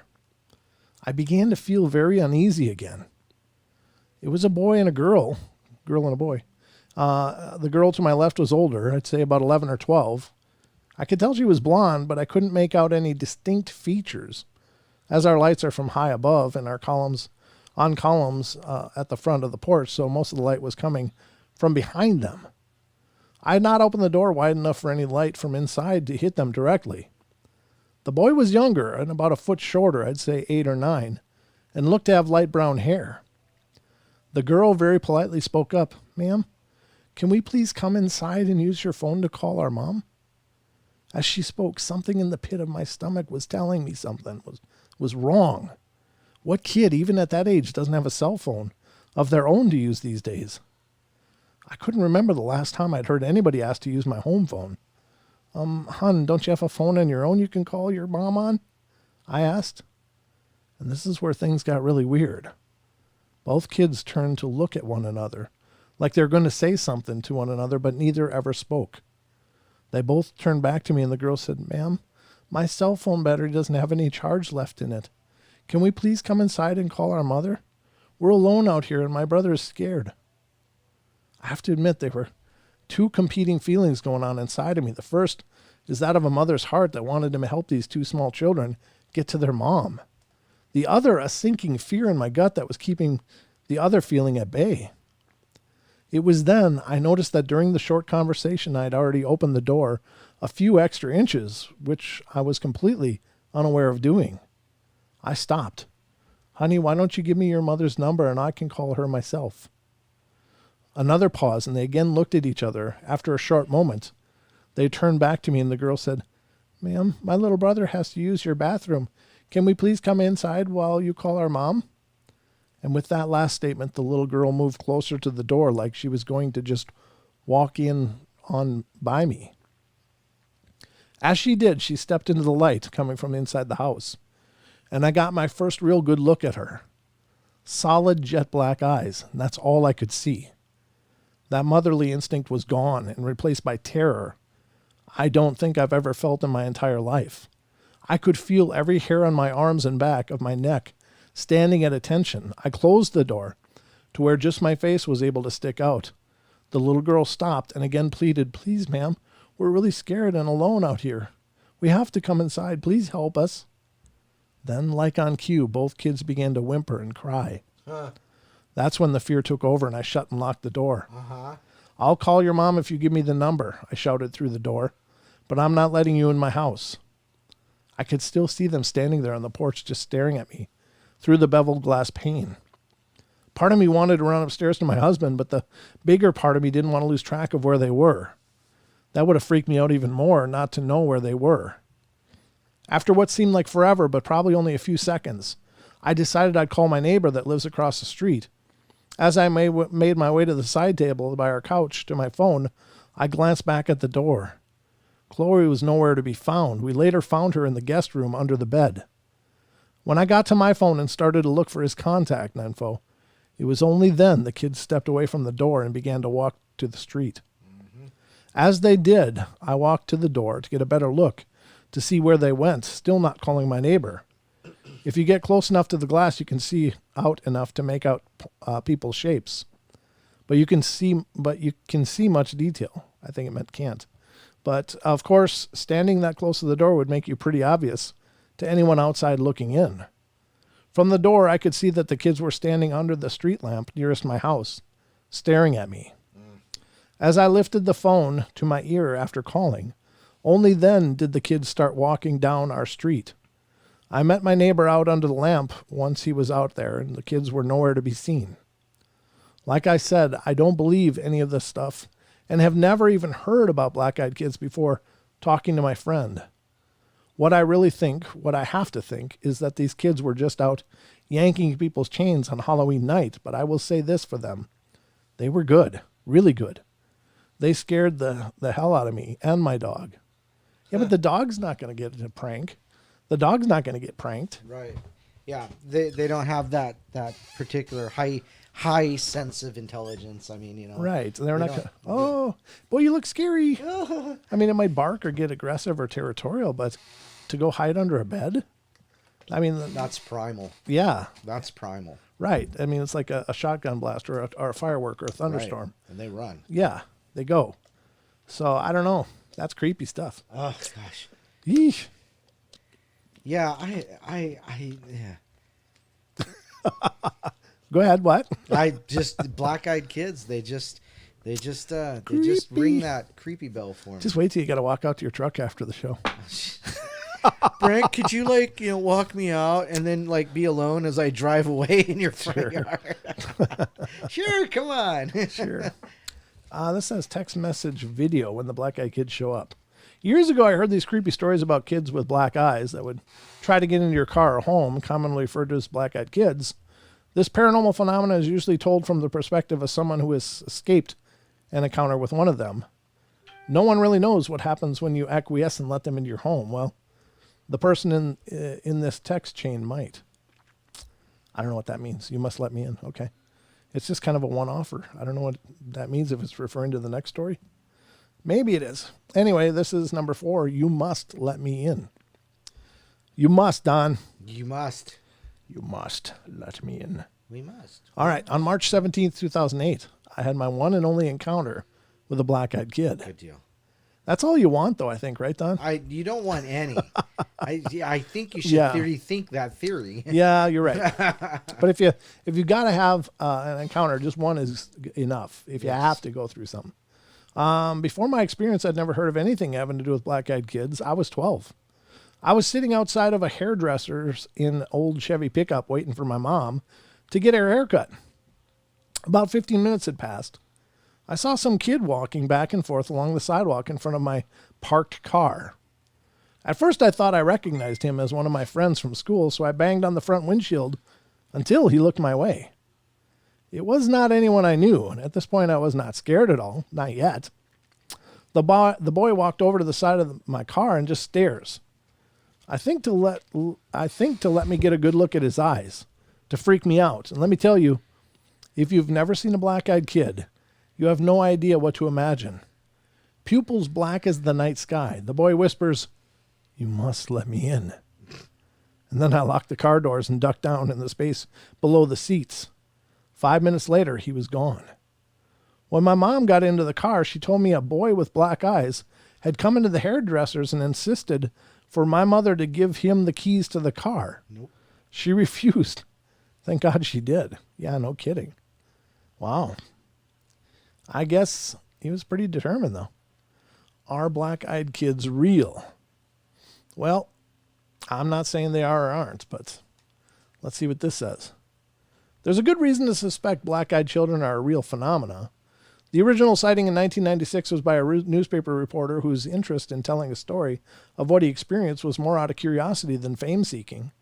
To this day, he maintains that the story happened the way he originally told it. There are also many, many independent eyewitness accounts spread out throughout multiple countries who have described similar experiences. They corroborate each other with the same MO. The children have pale appearance, with all black eyes appearing in 2s or 3s, clothing style out of date, needing to gain access to a witness vehicle or home. It's also important to keep in mind that the black-eyed kid story isn't that phenomenal. If someone were making up a story, they might try harder to make it more interesting or fantastical. The situations described seem creepy, but not like the plot of a horror movie, just an everyday situation with some kids in it that seem strange. Okay. Number 5, they just stared. This one time, early 2010, I was walking home from work and found myself escorting a young lady to her car. Are you hearing a higher pitched noise in the earphones? Yeah. Yeah, me too. Okay. She asked me to escort her and hoping I'd take her into a drink or two. I'd already had a few myself. I'd get a number or possibly get some that night. I'm not going to lie. She was kind of hot. No kidding, though. She looked scared. I kept walking with her and was trying to at least coax her out of what she was so worried about. She would only comment about some really creepy-looking kids who were following her. Being we were in the downtown Seattle area, this could amount to anything. So we kept walking and talking, and I kept looking behind us to see if the little clowns were in tow. Nothing popped up out of the ordinary, and then she grabs my arm really hard and whispered, "That's them." They're about half a block in front of us, just standing there, looking at her. So I do the prudent thing to do, which was cross the street. I make sure I lock eyes with the big one. And I keep in mind, once I get to the lady to her car, that I'd give them an earful about being a couple of little turds for scaring the woman in a metropolitan area. I didn't get scared or anything, but did notice something strange. They didn't break eye contact with me. Mind you, I don't look like the kind of guy you want to mess with. Honestly, it's an unconscious front since I'm really a bit shy. My look reminds people of either a skinhead or a club bouncer. The black tanker boots, Van Dyke mixed with the above. Don't make me look like a people person either. People break eye contact with me constantly. Well, these two kids didn't. And that was a red flag for me. I finally got this woman to her car. She says, thanks. I made sure to tell her where the local police station is. The Seattle PD West Precinct is only about 5 blocks from where we were at. Okay, so that's just, nothing real sensational. But creepy. I wonder if they must pre-pick who they're going to go after, right? I wonder if there's like a formula for them, to go after, certain types of people, motherly types, right. Or compassionate types. Yeah, empathic people, wow, there's an idea, do they go after empaths, do sure. they think but an empath hopefully would have enough sense to go, you know what, this don't feel right. Yeah, wow. So, but I mean, I wonder if there is a formula for them. I think honestly though, I think most empaths don't have any clue that they're empaths. Well, they're people that I honestly, this is just me talking. They just think that's normal. Well, they think they're kind of messed up because they have this roller coaster of emotions. They just never really realized they're not yours. Right, right. You're picking them up from other people. And I'm not saying conclusively that there's not people with personality issues, right, and emotional issues, but I think a lot of people looking for help and therapy are actually empaths that just haven't realized that they're sucking up a lot of crap that isn't theirs because they never learned how to block and shield. But right. Anyway, trick or treat, another one. This really freaked me out yesterday. I noticed my neighbor hadn't put all his Halloween decorations, lights, etc. For the past 2 years I've lived next to him, he's gone all out for Halloween. I don't know him very well. He's younger, single, and I know he likes kids, not in a creepy way. Thank God. Yeah. His brother and sister-in-law and their kids are always visiting him, and he plays with his 3 young nieces and nephews out in the yard. So anyway, I got home from work and was walking up my driveway, and I saw him outside and said something like, "Hey, man, you better get your Halloween stuff up, or you better get your Halloween stuff up, or that house up the street is going to beat you in the best decorations." He kind of smiles sheepishly and says that he's actually going to keep his house dark this year and just put candy out. I asked if he was going out of town, but he said no. Something happened last year that really scared him. Now I was concerned for my own safety if some weirdos were coming around our neighborhood, which is a pretty safe neighborhood with tons of young families living here. So I asked him what happened. He said last year he had his brother's family over so they could trick or treat in the neighborhood. And since they live in an apartment complex that doesn't do much for Halloween, well, they had a bunch of kids come to the door like always, and his family took off at around 10:30, and there were only a few older trick-or-treaters by 11:30. But by 11:30, they were pretty much done. So he was inside watching television, and the doorbell rings. He grabs the candy bowl and heads over, noticing it's a little past midnight, and that's pretty rude for trick-or-treaters to still be out. But then he notices he hasn't turned off all his decoration lights yet, so his house is still a beacon. He swings the door open and is about to yell boo or something to freak out the kids, but stops dead when he sees the kids at the door. He said one was probably about 13 or 14, the other one around 16 or 17. They were both boys. They weren't dressed up, but he remembers the older one was wearing a flannel checkered shirt. He was immediately overcome with uneasiness, like opening the door was a huge mistake. They just stared at him, and he noticed they had really big irises and dilated pupils. He couldn't even see the whites of their eyes, so he figured they were in contact lenses. He was frozen there, holding the candy bowl like he couldn't slam the door in their face as much as he wanted to. So he nervously tried to smile at them, hoping they would break character and ask for candy or something.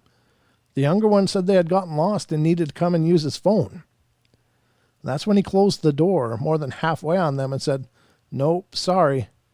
And the older one said something like, "Can we just wait in your house until our parents come get us?"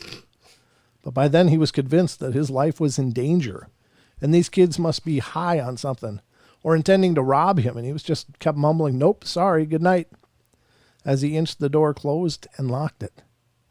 He told me he was so scared at that point that they were going to break in through one of his windows or something, but he looked through the peephole and they had turned to leave. He watched TV with the volume really low so he could hear any sounds at all. And he said he stayed up till like 5 a.m. because he was too scared to go to bed and drop his guard. The whole time he's telling me this, I'm thinking, oh my God, sounds so similar, just like the Black Eyed Kids urban legend. I thought, hey, maybe this dude is trying to scare me because, after all, he does have the Halloween spirit. So I'm looking at him incredulously, but trying not to seem too gullible. So I'm like, man, that's really crazy. Sounds like the Black-Eyed Kids. He just looks at me blankly. The what? Is it a movie or something? I said, no, but told him to go look it up online. Like an hour later, I get a knock on my door, and admittedly, almost jump out of my skin thinking it's a demon child. It's my neighbor, and his eyes were freaking huge. He swears to me up and down that he'd never heard of Black-Eyed Kids before. And it's so similar to what happened to him, so we talked a while longer, and I told him that quite a few people probably know about the urban legend, and it's possible it was just teenagers with black sclera contacts trying to freak people out on Halloween. Which would be genius, by the way. But he said the fear he felt was so primal. Yep. And came over him the second he opened the door for them. Yep. Yeah, that's the thing. And that's, I don't know, that's what makes me think these things have been around a long time. Yeah, yeah. Because it triggers just a primal instinct in us. So it's an evil we've been familiar with in our, ancient past. Yeah. That's creepy, huh? Yes. So how you guys liking these Black-Eyed Kids stories? How's everybody doing, Don? They're doing good. They're doing good. Warchild says something funny earlier, and it was just before you read the part about them being on drugs. Said something about the formula begins with like bath salts. Paranormal Portal. The formula starts with bath salts, and then you said they don't. The story said something about them being on drugs or something. Right. Oh, that's funny. That is funny. So, yeah. These are not my. Those are actually pretty good stories. I don't think I think I've kind of remember one. Yep. Maybe. So far, we're doing good. We haven't had any repeats. Yeah, none that directly come to mind. Yeah, it's been interesting. I hate these stories though. These are worse than. These are the ones I don't want to see. I know. These and rakes. Now rakes, though, admittedly, there's more about rakes than there are about Black-Eyed Kids. Yeah, it's creepy. It's really, really creepy stuff. And I don't know how many of these things there are around. And honestly, I don't know. I'm surprised by that claim that they're on the upswing. Like there's more of these than before. Maybe there is. Maybe there's a lot more creative writers. Maybe it's the same amount as always, just more people are talking. Right. I don't know. No, I don't know.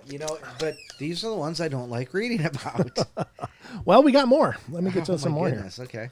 All right. So this is the next one. It's just so you know, I pulled up that story about the Octons, and it's the Black-Eyed Children of Iroquois legend. So if you want me to read that, it's not very long. So. How long? Because we're at like 15 minutes left of the show. Oh, I could do this in less. Okay. So why don't you do that? Yeah. So this is from a website. It says the Black-Eyed Kids of Iroquois legends. Like many societies, the Iroquois talk of a good energy and a bad energy. The positive, life force, or divine energy was called something that sounded like Orenda. Since many of the Iroquois linguistic nuances were not documented officially, there is some debate as to the correct pronunciation, but not the concept of the Orenda. The positive energy of Orenda could be channeled to do anything and could be enhanced through virtue, training, and life experiences. However, opposite of the Orenda was the Octon. The Otkan is a broad term for negative energy. Things, beings, or other forces that live in the world around us, as well as try to penetrate this world from the underworld, the skies, or other dimensions of consciousness and reality. Otkan was considered by the Iroquois an evil energy that could possess, destroy, and be focused as a weapon against people, objects, and animals. Wow.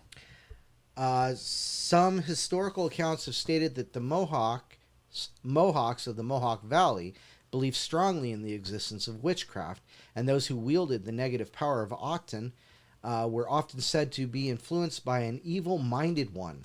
This dark archetype was a Satan-like being who some said took the form of a reptilian snake man. It is said that the evil-minded one was trying to manifest itself in human form and often tried mating with unsuspecting Iroquois women. The result of this union was a possessed offspring with black eyes and pale, chalky skin. A black-eyed infant was usually killed at birth by tribal elders and burned to prevent resurrection. Yeah. These black-eyed kids, or BEKs as they're called in modern times, often never lived past a day or two after they opened their eyes. Other times, unlucky Iroquois children who found themselves lost or alone in the woods were easy targets for the evil-minded one to project Octon into. Children would wander from the tribe and come back empty with black eyes replacing their normal ones. Yikes. It's said that the evil-minded one had stolen the Orenda and replaced it with Otkin, and they were now his loyal servants, doing his bidding and infecting other children with the Otkin. The black-eyed kids were said to be peculiar acting, repeating themselves frequently, and paced around nervously. These black-eyed kids caused havoc amongst their tribe, as their goal was to destroy it with Otkin.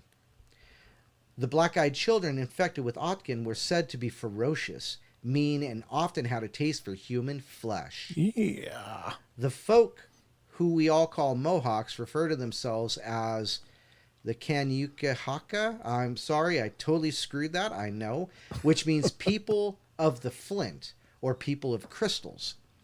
The name Mohawk is intended as a slur bestowed upon them by their northeastern rival tribes, who told gullible white settlers of the Mohawks. The Mohawk name is said to be, by some historians, people eater, with likely source that's tied to the legends of the black-eyed children. Oh, wow. And there's actually a picture of this. Evil spirit? Well, it's a picture. It's a Mohawk art piece depicting an Otkin, represented by two snakes surrounding a young black-eyed kid, painted on buffalo skin, circa 1600s, found in Mohawk, New York, in 1914. And it kind of,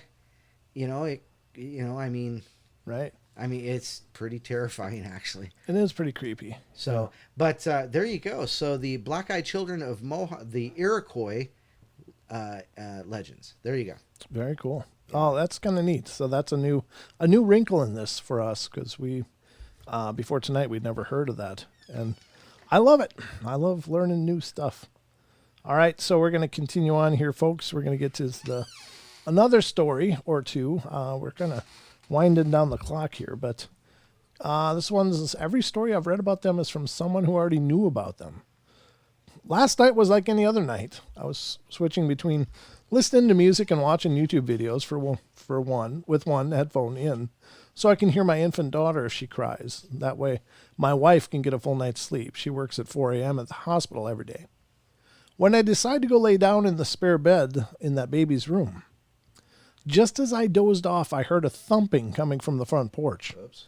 Startled at first, I opened my eyes wide and scanned the room, realizing it was most likely my cat scratching himself on the front porch. I dozed back off, and then again, the thumping. Damn cat. I got out of bed to run him off the porch, only to see he wasn't there anymore.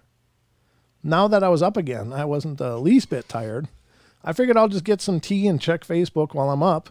Maybe finish the web series I was watching on YouTube. A few minutes into the video, I feel a sudden urge, to look up at the kitchen window. And there they were. The tops of two short-statured people's heads, cresting the stairs just above my window frame. The people were just short enough not to see in the window, but I could see out. I heard no footsteps on the porch as my stomach turned, but the knock, knock, knock was a steady, hollow thump. The very same thump I just blamed on my cat. Deciding it was best not to answer, I shut my laptop and crept by the door back to the baby's room. I assumed it was some people from the low-income housing across the road from me that were high or hiding from the cops, or maybe looking for my cousin who stays with me often and has many friends over there. The last thing I needed was to try to explain the two stoners that I was trying to sleep, even though it was 2 a.m. It wasn't until I got to my daughter's room that the creepiness set in. The thump had moved from the kitchen to the bedroom windows. Oh, my. Both windows, a room apart, thumping in perfect time. These stoners were trying to wake up my daughter, and if I didn't run them off now, pissed, I went out to the kitchen, unlocked and opened the door, ready to run around the side of the house and kick some little clown's butt. It happened then. Standing there, looking up at me, were two 10 or 11-year-old boys. The feeling of dread and the smell of mold almost made me vomit. That's the first. Yeah, I don't remember that before either. The smaller of the two of them spoke. May we use your telegraph? What? A telegraph, huh? I just stared blankly at these boys, horrified of what I then realized. Their eyes were pitch black. He asked again to use my telegraph. There wasn't a sound to be heard, no crickets chirping, no dogs barking, no cars driving by, nothing. I tried to play it cool and ignore the fact that he didn't say telephone or phone or cell or anything that would have made sense of the situation, and calmly replied, I don't have service at my house, sorry. The expressions on their faces turned to rage as I finished my sentence. Swiftly, I shut the door and locked it as quickly as I could, then stumbled back to protect my daughter. I picked her up from her crib and held her close. The fact that she didn't wake up freaked me out the most, but I managed to gather my senses enough to make sure that she was still breathing and warm. Everything seemed okay with her. The thumping on the windows was back. I dropped to the floor, as close to the wall as I could, and held my little girl in my arms and wept like a child. I felt helpless and afraid. I lied there for what felt like hours, crying and shaking, until I heard it. My wife's alarm clock. The thumping stopped the instant the alarm went off, and I crept into the master bedroom with the baby. What's wrong with you? My wife asked. I just had a bad dream, is all I could mutter out. Okay, well, give me the baby so I can feed her before work. I handed my wife the baby, and she fed her like any normal day. I turned on every light in the house and made coffee for her. For some reason, just having her awake calmed my nerves, enough to pretend like nothing happened. I walked her out to the car nervously with the baby in my arms. I asked her not to leave until I waved back in the house. She was put off by the request, but did so to humor me. Once I was safely in the house, I locked the door again, and in the house I sat horrified until she got home. I insisted we go to the next town over and stay the weekend at my brother's house. And here I sit horrified while she sleeps in the guest room with my daughter, wondering why they stopped when the alarm went off. I think I know the answer. I was aware of black-eyed kids, and she wasn't. Every story I've read about them is from someone who already knew about them. Maybe, just maybe, knowledge of them existing is the only reason they visit. I'm afraid, and I'm sorry. Wow.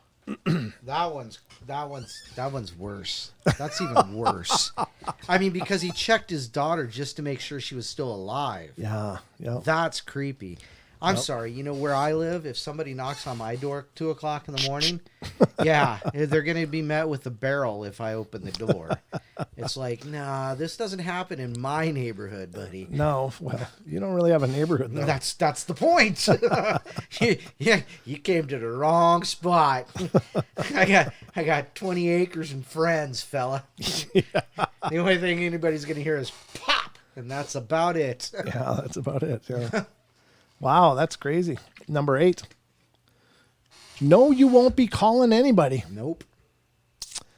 All right, the incident took place about 13 years ago. I just moved to a new city with my wife, and we were small-town newlyweds from the Midwest. We moved cross-country to one of the biggest cities in the Southwest so I could attend graduate school. Being naive and new to the city living, I habitually answered the door without a second thought.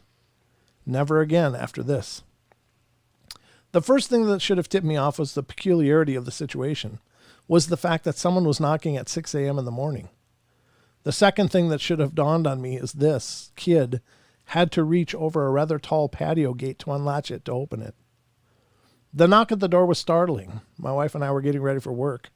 Pretty normal routine. The moment I opened the door, I was overtaken with an inexplicable sense of fear. To this day, I can picture him. Teenager, average height, average build, knee-length, black leather coat, short black hair, and sunglasses. Sunglasses at 6 a.m. struck me as odd, and even more odd was he was eating an apple. He was very polite and asked if he could come in and warm up. I said no, closed the door, slid the security chain into place. A moment later, another knock. I opened the now chained door, and before I could speak, he asked again if he could come in and warm up. No, I replied, and attempted to close the door. Before the door could shut, he put his hand out and stopped the door on its hinges. Oh, no. He looked directly into my eyes, still wearing his sunglasses, and said, "Can I at least get some ketchup for my apple?" What? Well, there's a red flag. Screw that, I reply, albeit a little confused. Get the hell out of here. My wife is calling the police. He takes a moment to let this information sink in, lowers his glasses, revealing eyes as black as an obsidian. That says, "No, you won't be calling anybody." At that moment, I force the door closed, lock it, call out to my wife, and she's scared, hiding in the bedroom, all jacked up on adrenaline. Mm-hmm. I rip the curtains back to look out the window next to the door, and he's gone. Absolutely no trace of him. I go on the patio and check the gate. It's still latched from the inside. That was screwed up, I think to myself. And as I turn to enter the house, I notice a half-eaten apple laying on the ground. Wow. Okay. Wow. So, yeah. You know, sometimes I think our chatters are just too tuned in. Why? Because before you got to that point, I read something in chat. Mm-hmm. Aiden Gonzalez says, "Ugh, ketchup, repulsive to ghouls." And then like a minute or two later, you read, I just want some ketchup for my apples. I'm like, what the hell? Well, that's awful spooky all by itself, Aiden. Wow. What's going on out there? I don't know. What color are your eyes there, pal? Yeah, what color are your eyes, Aiden? Oh. If you ask to let him in, Don, no. No. We don't got no ketchup here. We got no ketchups. That's just crazy. Sometimes they're clued in. I don't know. Wow. That's pretty powerful stuff, ladies and gentlemen. We didn't get to a whole lot of them more, but we made it through some Black-Eyed Kids stories. I got a few more that I'll polish up on Friday night with you guys from that article, but I hope you enjoyed our journey into the Paranormal Portal tonight. 78 of you are here, so that's awesome. Great to see you guys. If you're not already subscribed, please get subscribed. We'd love to make you a part of the family. Hit the subscribe button, hit the bell, so you're notified when we go live. We go live Wednesday through Sunday nights, live shows, 7 p.m. Pacific Standard Time, right here on YouTube. So we'd love for you to be here for every show. Right, Don? Yes, we'd love you to come in and join and be part of our peoples. Be one of us. Be one of us. One of us. So, I don't know. Anything in closing, Don? Teespring. Always remember. Teespring.com/shows/paranormal portal. What can you find there? Well, glad you asked. All the paranormal gear. Do you want to do your little music thing that you do rather well? It's kind of late in the show for it now. That's true, but you know. Teespring. Why isn't this coming up? Why isn't it? Oh, because I didn't spell it right. There it is. All right, I'm going to pull it over for you guys. We can look at all the fine example of gear. If you head over to teespring.com/stores/paranormal-portal, you could be the proud owner of some Paranormal Portal gear of your very own. Look at these fine, stylish garments and wares created handcraftingly by somebody somewhere with love from us to you. You can get masks here, even though you're not probably going to need them much longer, apparently. A lot of places are phasing them out, but great t-shirts, great gear, great time, great people. We are the Portal. What's that? Oh, what is that, Don? That would be the Black-Eyed Kids collection. That's the Black-Eyed Kids collection, ladies and gentlemen. Let me in. So we hope that you'll become a member of the Paranormal Portal family. We love you all dearly, and we'll be waiting for that subscription.